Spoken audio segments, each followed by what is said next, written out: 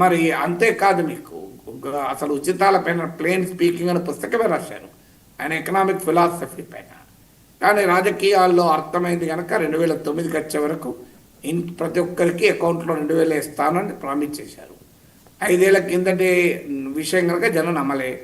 తర్వాత ఇప్పుడు 2024లో నమ్మారు.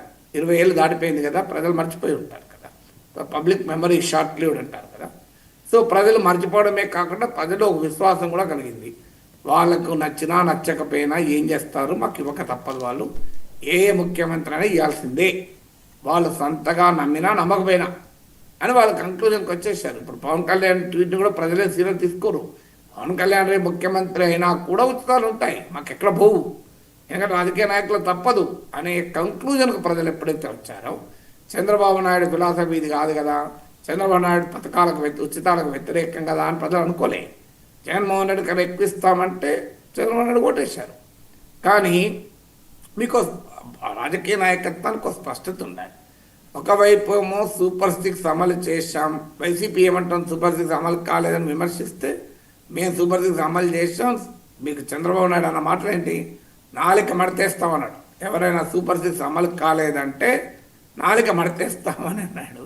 ఇప్పుడు మరి సూపర్ 6 అవసరమే లేదని పవన్ కళ్యాణ్ అంటున్నాడు కదా, ఈ సూపర్ 6 ఇవన్నీ అవసరమే కాదు అని అంటున్నాడు. నిజంగా చెప్పాలంటే చంద్రబాబు నాయుడు పవన్ కళ్యాణ్ కలిసి మేనిఫెస్టో ప్రకటించారు, కానీ బీజేపీ ఆ మేనిఫెస్టోను ఓన్ చేసుకోలేదు. నిజంగా బీజేపీ ఆ విషయాల్లో బీజేపీని అప్రిషియేట్ చేయొచ్చు. వాళ్ళు ఓన్ చేసుకోలేదు కనుక వాళ్ళకి అనే హక్కు ఉంటుందేమో, కానీ వాళ్ళకు కూడా ఉండదు. ఎందుకంటే ఇతర రాష్ట్రాల వాళ్ళు ఉచితాలు ఇస్తున్నారు కదా. మీకు సిద్ధార్థనాథ్ సింగ్ అప్పుడు గుర్తుండి ఉంటుంది, అసలు ఆయన ఆ మేనిఫెస్టో పట్టుకోవడానికి కూడా వెనకెళ్ళకపోయాడు. చంద్రబాబు నాయుడు పవన్ కళ్యాణ్లే విడుదల చేశారు.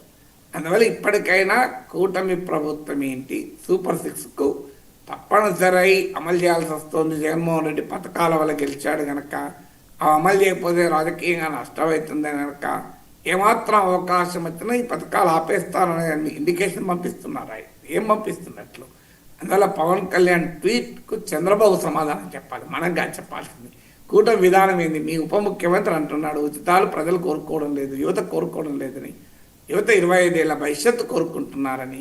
ఖచ్చితంగా యువత 25 ఏళ్ల భవిష్యత్తు కోరుకుంటున్నారు, కానీ ఉచితాలు కూడా కోరుకోవడం లేదా అనేది క్వశ్చన్ తప్ప యువత భవిష్యత్తును కోరుకోవడం లేదని ఎవరు అనడం లేదు కదా. అందువల్ల పవన్ కళ్యాణ్ ట్వీట్కు సమాధానం చెప్పాల్సింది చంద్రబాబు నాయుడు. సార్, మలయాళ నటుడు కేంద్ర మంత్రి సురేష్ గోపి తన మంత్రి పదవికి రాజీనామా చేయడానికి సిద్ధం అంటున్నారు. తనకి ఆదాయం తగ్గింది, ఇప్పుడు ఆదాయం అవసరం కాబట్టి నటనే కొనసాగించాలి అనుకుంటున్నాను అంటున్నారు. ఈ డెసిషన్ని ఎలా చూడాలంటారు? మరి ఎందుకు వచ్చాడు రాజకీయాల్లోకి? రాజకీయాలు కూడా వ్యాపారం అనుకున్నాడేమో, ఇలా బాగా సంపాదించాలనుకున్నాడా? ఎందుకు వచ్చాడు? రాజకీయాల్లోకి వచ్చినప్పుడు సినిమాలు నటించడం తగ్గుతుంది, దానివల్ల తనకు ఆదాయం తగ్గుతుంది. అంటే కేంద్ర మంత్రి పదవి కన్నా తన ఇన్కమ్ ఎక్కువ అనుకుంటున్నాడు. ఇంత బహిరంగంగా చెప్తున్నాడు చూడండి. అలాంటి వ్యక్తిని ఎట్లా మంత్రి చేసిండు మోడీ అనేది ఇప్పుడు క్వశ్చన్. అందువల్ల మీకు పోనీ ఎంపీగా గెలిస్తే పార్లమెంట్